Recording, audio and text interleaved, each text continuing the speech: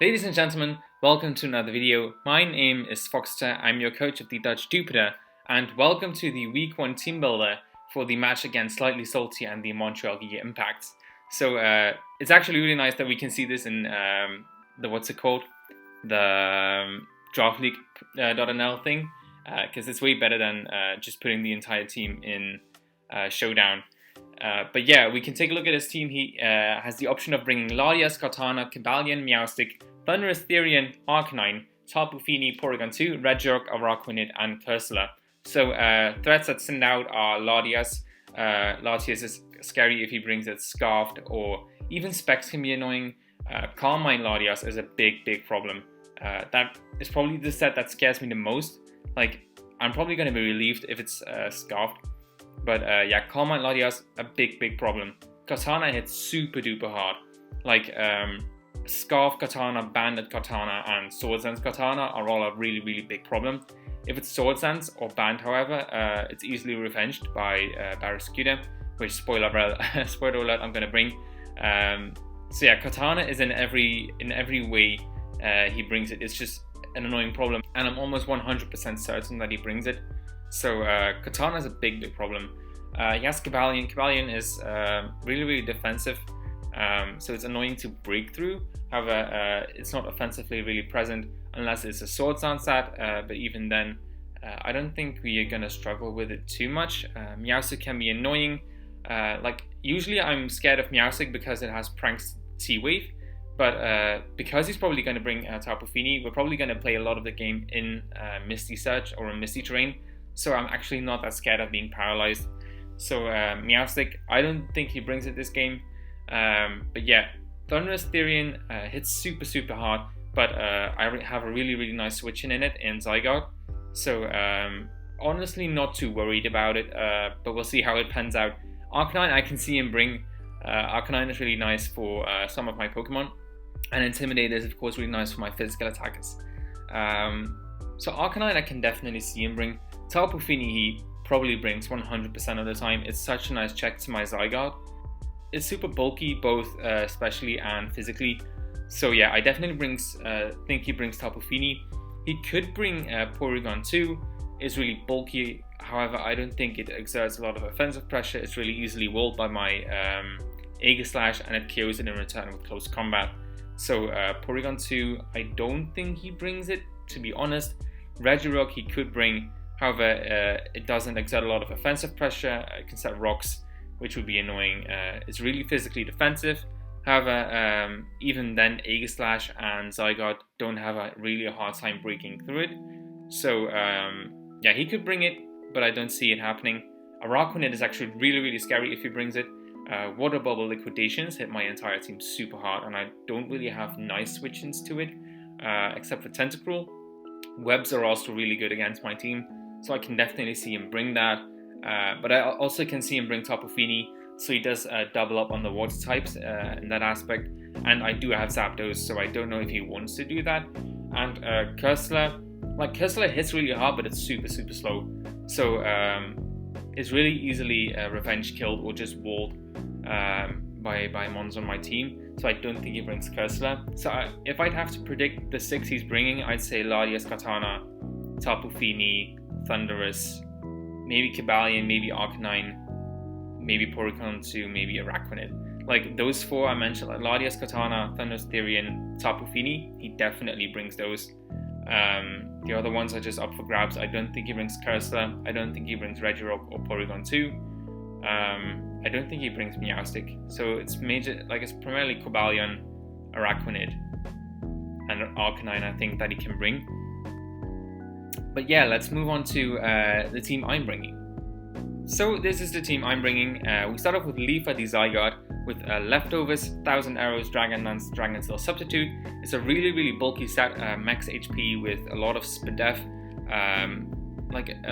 enough attack to definitely pack a punch against a lot of mons. It's also adamant nature and enough speed to outspeed max speed Latias at +1 speed.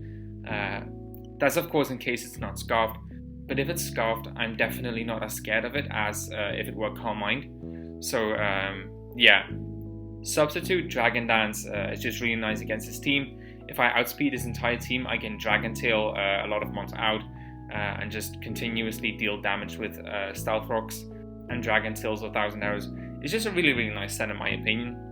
It also really nicely walls the Thunderous Therion on his team, which is the main reason why I'm bringing Zygarde. So yeah, definitely a really nice set in my opinion. Next one is Asuna the Clefable with Lefty's Magic Guard, Stealth Rock, Softboiled, Flamethrower, and Moonblast.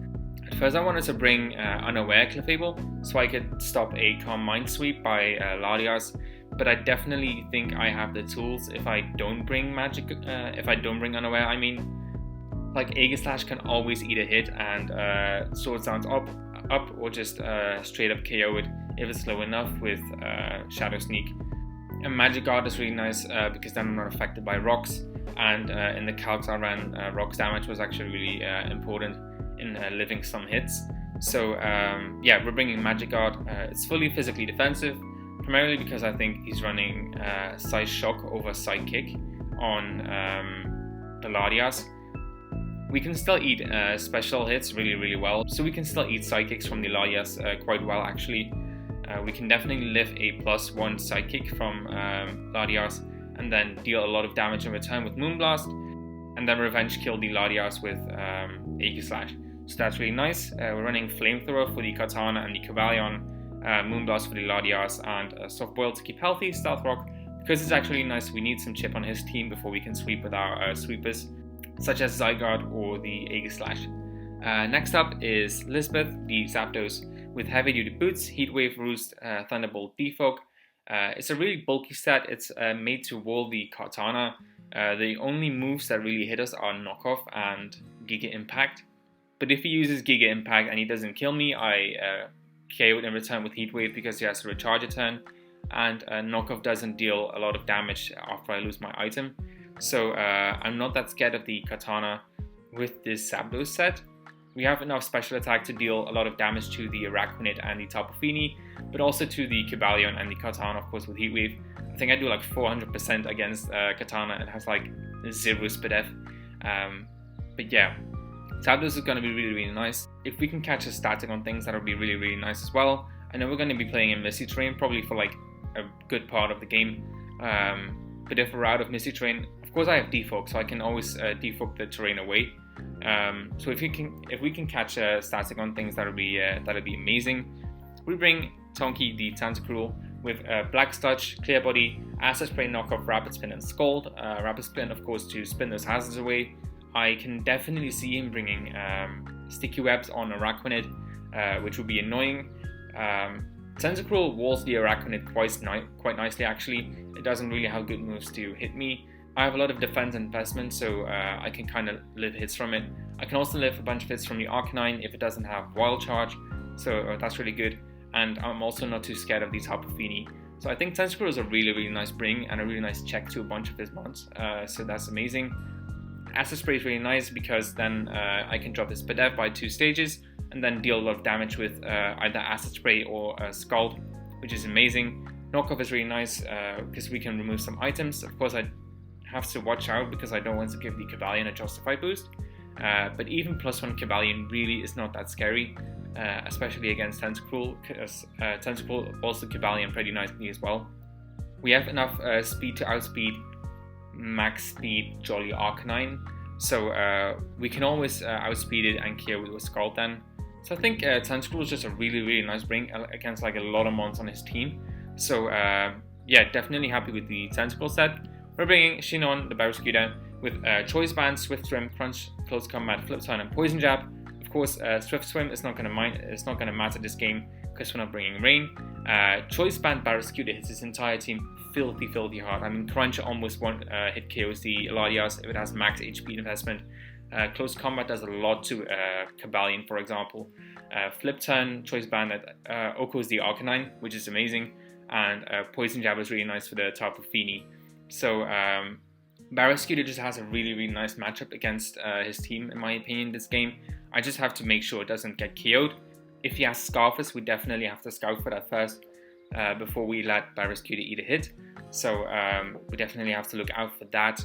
but Barraskewda has a really nice matchup against his team. If he doesn't bring Water Absorb, a Raccoonit, we don't even have to predict going for something else instead of Flip Turn. We can just Flip Turn out, deal like a lot of damage. Like Choice Bandit Flip Turn from a Barraskewda just deals a lot of damage no matter what comes in.